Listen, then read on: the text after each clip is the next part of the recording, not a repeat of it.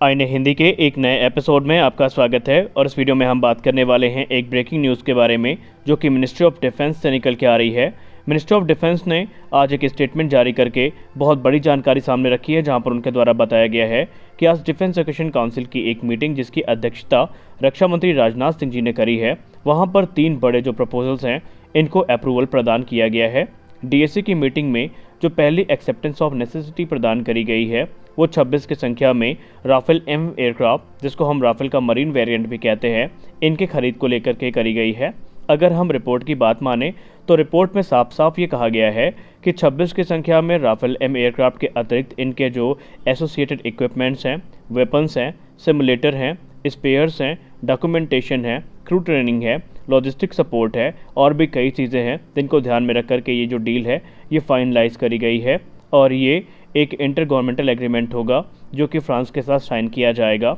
हालांकि प्राइस को लेकर के जो स्टेटमेंट है उसमें साफ कहा गया है कि अभी जो फाइनल परचेज प्राइस है इसको निगोशिएट किया जाएगा फ्रांस की गवर्नमेंट के साथ और उससे पहले जो दूसरी कार्रवाई है वो कंप्लीट की जाएंगी। लेकिन मिनिस्ट्री ऑफ डिफेंस ने अपने स्टेटमेंट में ये कहा है कि ये जो एयरक्राफ्ट होंगे ये एक रीज़नेबल प्राइस में मिलेंगे। इसके अलावा भारत का जो मुख्य के इस समय ध्यान है वो इनके मेंटेनेंस, रिपेयर और जो दूसरे ऑपरेशंस हैं जिसको एमआरओ ऑपरेशन हम कहते हैं उस पर भी यहाँ पर केंद्रित है और अलग अलग जो सिस्टम्स हैं उनका निर्माण भारत में किया जाएगा। एक चीज़ जो सबसे खास यहाँ पर कही गई है कि मिनिस्ट्री ऑफ डिफेंस इस चीज़ को लेकर के भी इंटरेस्टेड है कि राफेल के जो मरीन वेरिएंट खरीदे जा रहे हैं इसमें जो इंडियन मेड सिस्टम है इनके इंटीग्रेशन को भी मंजूरी दी गई है। यानी आने वाले समय में जब राफेल एम भारतीय नौसेना की सर्विस में हमारे डिप्लॉय होंगे तो उसके बाद उसमें हमें जो इंडियन सिस्टम्स हैं जैसे मिसाइल्स हो गई और भी दूसरी चीज़ें हैं ये देखने को मिलेंगी। अब अगर हम बात करें राफेल एम के बारे में तो राफेल एम 26 की संख्या में खरीदे जाएंगे जिन्होंने कंपटीशन में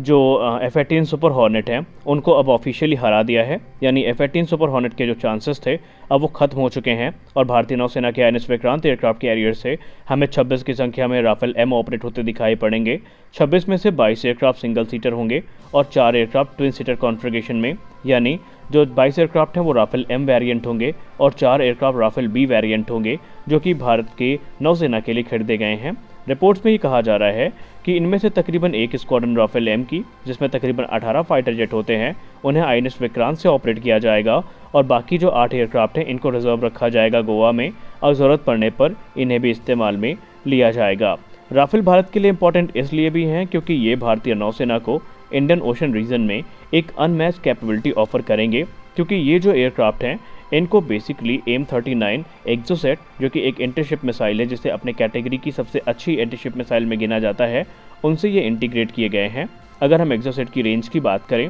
तो वो 70 किलोमीटर की है। हालांकि ये जो रेंज है ये एल्टीट्यूड और स्पीड पर डिपेंड करती है एयरक्राफ्ट के, लेकिन एक्सोसेट के बारे में ये कहा जाता है कि इसके आने के बाद राफेल के पास जो एनिमी टारगेट्स हैं इनको डिस्ट्रॉय करने की एक जो एडिशनल पावर है वो मौजूद रहेगी। ये मिसाइल एक सबसोनिक मिसाइल है जो कि अपने साथ 165 किलोग्राम के वॉरहेड को कैरी करती है। और इसके अलावा अगर हम राफेल एम के स्ट्राइक पैकेज पर नज़र डालें तो एयर टू एयर कॉम्बैट के लिए इसमें मीका और मेटियोर जैसी जो BVR मिसाइल्स हैं वो देखने को मिलेंगी। वहीं ग्राउंड स्ट्राइक मिशंस के लिए इसमें हमें हैमर देखने को मिलेगा जो कि air to ground precision guided weapon system है, और स्कैल्प क्रूज मिसाइल देखने को मिलेगी जो कि हमें एयरफोर्स वेरिएंट में भी देखने को मिलती है। राफेल का जो एक एम्पटी वेट है वो तकरीबन 10 टन का है और अगर हम इसको एयरफोर्स वेरिएंट से कंपेयर करें तो राफेल का जो एयरफोर्स वेरिएंट है उसमें हमें 14 हार्ड पॉइंट्स देखने को मिलते हैं, लेकिन जो मरीन वेरिएंट है उसमें हमें सिर्फ 13 हार्ड पॉइंट्स देखने को मिलेंगे। और इन 13 हार्ड पॉइंट्स में से 5 हार्ड पॉइंट्स ऐसे हैं जिसमें ये एयरक्राफ्ट अपने साथ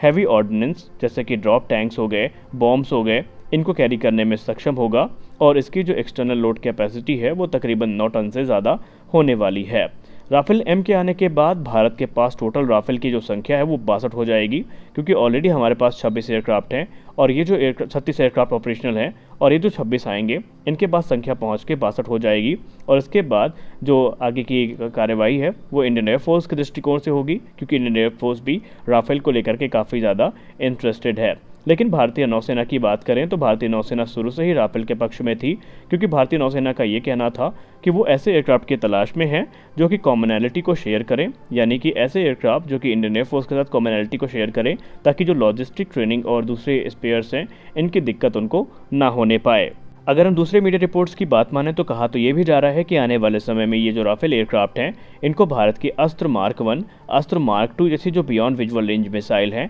उनसे इक्विप किया जाएगा। तो वहीं कुछ रिपोर्ट ये भी कहती हैं कि इसमें भारत की जो एंटी रेडिएशन मिसाइल है जो कि रुद्रम सीरीज़ की हैं उनको भी इंटीग्रेट किया जाएगा और हमें आने वाले समय में शायद संभावना है कि इसमें ब्रह्मोस भी देखने को मिल जाए, लेकिन ब्रह्मोस के चांसेस अभी थोड़ा कम है, लेकिन यहाँ पर रिपोर्ट्स इसी तरफ इशारा कर रही हैं। तो आज का दिन काफ़ी इंपॉर्टेंट है भारतीय नौसेना के लिए और खासकर डिफेंस एंथुजियास्ट के लिए जो काफ़ी लंबे समय से इस स्टेटमेंट का इंतजार कर रहे थे। लेकिन अगर हम डीएसी के दूसरे अप्रूवल्स की बात करें जो उन्होंने दिया है तो उसमें स्कॉर्पियन क्लास की जो सबमरीन है उसको भी उन्होंने एक्सेप्टेंस ऑफ नेसेसिटी प्रदान करी है, जिनका निर्माण मझगांव डॉक शिपबिल्डर लिमिटेड के द्वारा किया जाएगा। लेकिन ये जो प्रोक्योरमेंट है एडिशनल सबमरीन्स का, इसमें हमें हायर इंडिजिनस कंटेंट देखने को मिलेंगे। खासकर ये है कि इसमें जो डीआरडीओ का एयर इंडिपेंडेंट प्रपल्सन सिस्टम है हमें वो भी देखने को मिलेगा। तो ये एक बड़ा जो अप्रूवल है वो डिफेंस एक्विजिशन काउंसिल के द्वारा आज प्रदान किया गया है और भारत के दृष्टिकोण से ये बहुत ज़्यादा इंपॉर्टेंट भी है। ये जो एडिशनल 3 सबमरीन की खरीद करी गई है ये भारत के दृष्टिकोण से ज़रूरी इसलिए भी है